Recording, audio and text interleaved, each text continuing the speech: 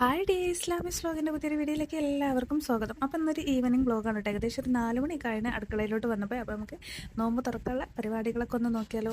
അപ്പം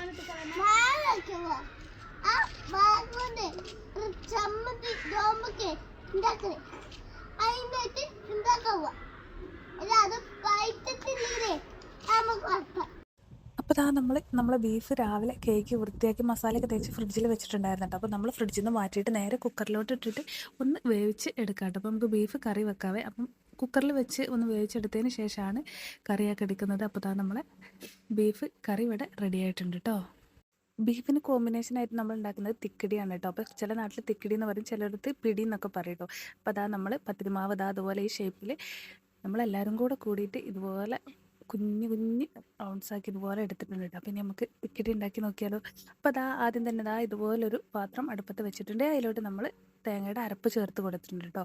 അതുപോലെ തന്നെ അതൊന്ന് തിളച്ച് വന്നതിന് ശേഷം നമ്മൾ നേരത്തെ ഉണ്ടാക്കി വെച്ച തിക്കടിയുടെ മാവുണ്ടല്ലോ, അതും കൂടെ ചേർത്ത് കൊടുത്തിട്ട് ചെറുതായിട്ടൊന്ന് ഇളക്കി കൊടുക്കുക കേട്ടോ. ഓവർ ഇളക്കണ്ടേ, ചിലപ്പോൾ മാവെല്ലാം കൂടെ കട്ട പിടിച്ചാളും. അപ്പോൾ നമ്മൾ ചെറുതായിട്ടൊന്ന് ഇളക്കി കൊടുത്തു. ഇതുപോലെ ഒന്ന് കുറുകി വന്നിട്ടുണ്ട് കേട്ടോ. ഓവർ കുറുകേണ്ട, കാരണം ഇത് തണുക്കുമ്പോൾ ഒന്നും കൂടി കുറുകി വരും കേട്ടോ. അപ്പോൾ നമ്മൾ ഇടുക്കി, കോട്ടയം, കാഞ്ഞിരപ്പള്ളി ഭാഗത്തൊക്കെ എപ്പോഴും ഉണ്ടാക്കുന്ന ഒരു സാധനമാണ്. അപ്പോൾ ഇക്കാക്ക് കഴിക്കാൻ പൂതിയാന്ന് പറഞ്ഞുകൊണ്ട് ഇന്ന് നമ്മളൊന്ന് ട്രൈ ചെയ്ത് നോക്കിയതാട്ടോ. അപ്പോൾ മക്കളൊക്കെ ഫസ്റ്റ് ടൈമാണ് കഴിക്കുന്നത്. അപ്പോൾ എന്തായാലും നമുക്ക് നോക്കാം. അപ്പോൾ നമ്മൾ തിക്കടിയൊക്കെ നന്നായിട്ട് വറ്റി വന്നതിന് ശേഷം നേരത്തെ നമ്മൾ ഉണ്ടാക്കി വെച്ച ബീഫ് ഉണ്ടല്ലോ, അതും കൂടെ നമ്മൾ ഇതിലോട്ട് ചേർത്ത് കൊടുത്ത് നന്നായിട്ടൊന്ന് മിക്സ് ചെയ്തെടുക്കുന്നുണ്ട് കേട്ടോ. അപ്പോൾ ആദ്യം ബീഫ് വേവിച്ചതിന് ശേഷം അതിലോട്ട് നമുക്ക് ഈ മാവ് ചേർത്ത് വേവിക്കാം, അല്ലാന്നുണ്ടെങ്കിൽ ഇതുപോലെ മിക്സ് ചെയ്താൽ മതി കേട്ടോ. അപ്പോൾ ഞാൻ രണ്ടാമത് മിക്സ് ചെയ്തേക്കാനുള്ളത്.